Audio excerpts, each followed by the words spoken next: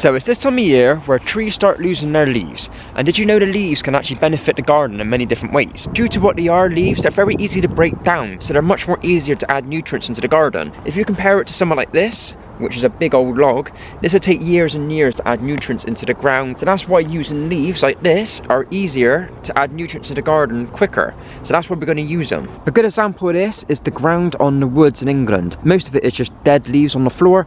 And when they decompose, they add nutrients into the soil, which then gives life to the trees. So it's a never-ending cycle, really. Because if you was to move the leaves out of the way, you should be able to see that the soil underneath, you can see the soil is very, very good. So it is a good thing to have leaves in your garden. But if you're like me and you haven't got any trees or any leaves in the garden, you're gonna have to get one of these, a bag, come to a place like this, and we're gonna have to collect some. Right, so I've got my leaves, I'm gonna take them back now and then gonna sort them out. Alright, so now we've got our leaves back home with us, I'm gonna tell you why they're good for the garden. Garden leaves are especially good for mulching.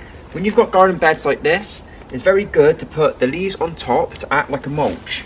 So you simply just put them on top, spread it out, just to try and cover around the plants that you've got in there. What this does is insulate in the ground, so when it gets cold, it should help protect the plants and the roots. Also, it prevents any type of weeds growing, because what it does is stops the sunlight getting to them, so it basically prevents weeds growing, because you don't want the weeds taking up the nutrients in the soil, because that should go to the plants you want to grow. Also, like I said before, they take 2 to 3 years to decompose fully, so as they're sat there now, once they start decomposing a little bit, they will be starting to add more nutrients into the ground. So that's 3 things that they're very good for when it comes to mulching. Garden leaves are also very good at composting.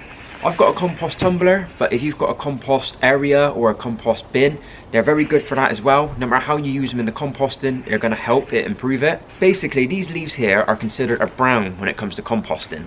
They're very rich in carbon. They help the compost with the airflow and structure of it. So they're very important for the compost. No matter which way you use it, they're going to be very beneficial when you compost it. So basically all you do is just simply add it like that, straight into your compost pile. So another way you can use leaves is by helping your raised beds. I've already done a video on this already. You can use browns and greens to help build raised beds by basically filling them up, and so you don't have to use a lot of soil. Leaves are very important for that. You can literally add them to raised beds, so when they decompose over time, they basically become soil that's already in the ground. Yeah, leaves are very important when it comes to doing that, because like I said, not everyone's got loads of compost and loads of soil, so using leaves as an alternative is a very good solution to help build raised beds. Like I said already, it takes 2 to 3 years for the leaves to decompose, but there is a way we can actually speed it up, and that's by using this little guy. We're going to basically run over it and turn them into even smaller pieces than what they already are. So, all we do is grab our bag of leaves, and now we just put them on the ground and run over it with the lawnmower.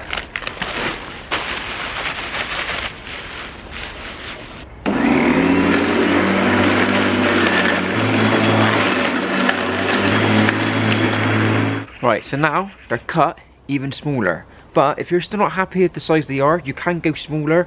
Literally, we're just going to put it back on the floor again and go back over it with the lawnmower again.